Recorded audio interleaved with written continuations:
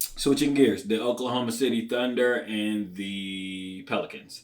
The Oklahoma City Thunder is the number one seed, led by MVP candidate Shai Alexander, who put on a clinic last night as well. I believe he finished the game with 34 points on 68% shooting.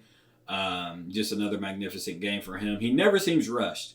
He kind of reminds you of a Paul Pierce, Chris Paul, Luka Doncic of that ilk, as far as he just never seems rusty. He always seems in control. And Shai is really good at getting to his spots. He's really good at sliding through cracks and crevices that makes it awkward for the defenders. So he'll put you on his hip, he'll put you on his back, and then he has a really good in-between game with a lot of pull-up shots, a lot of mid-range shots. So it makes it really difficult for players to defend him.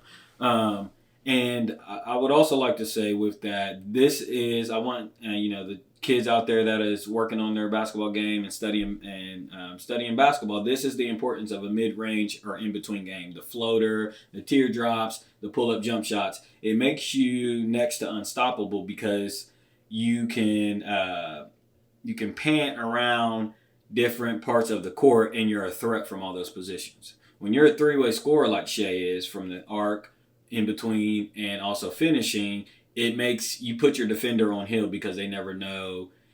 When they are studying your tendencies and doing a scouting report, you have such a variety of your shot charges coming from such different varieties. It makes it hard for them to scout you properly and defend you certain ways or force you to do certain things because you have different counters.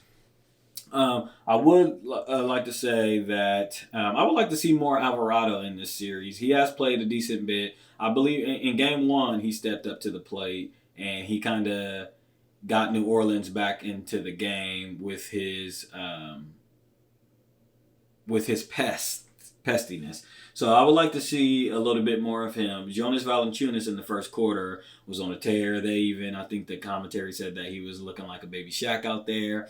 And so I think they kind of got away from that as the game goes on. And especially it's kind of like a good running back. I think a center's like a good running back that when the game isn't close, it neutralizes your running back because you need big chunks and you need big plays and you need them right away. So same can be said for centers here. I think they kind of got a little bit away from Valanciunas versus Chet, who Chet is just a little bit too frail, a little bit too skinny framed to be able to handle Valanciunas. Valanciunas and the Pelicans crushed the Thunder on the boards. So some adjustments that I would say for both sides. Well, right now the Thunder is up 2-0, so I mean they're still going to the drawing board. But for the Pelican side, I would like to see them put some length on Shai. Shai is a bigger guard. He's a bigger point guard, bigger one, bigger two, and I would like to see them. You got Herb Jones, who's picking him up a lot, but also, get Brandon Ingram involved. And I would like to see them probably trap him on pick and rolls. I would trap Shai on a lot of pick and rolls and let him play out of the 1 and 2. So I would let him throw it over the top and let, them kind of dictate the back end of that. But I would take the ball out of Shai's hand this series. It seems like he's just dominating and they're allowing him to navigate where he wants to go. And he's controlling the whole space and the whole floor. And again, with his shot chart and being so mixed, it's hard for the New Orleans Pelicans to pinpoint what they need to necessarily do to stop this team. So again, I would send a stunt at him. Actually not a stunt. I would hard trap Shai and let Lou Dort and Jalen Williams and Giddey and them try to kind of beat me. That would be an adjustment I would look forward to.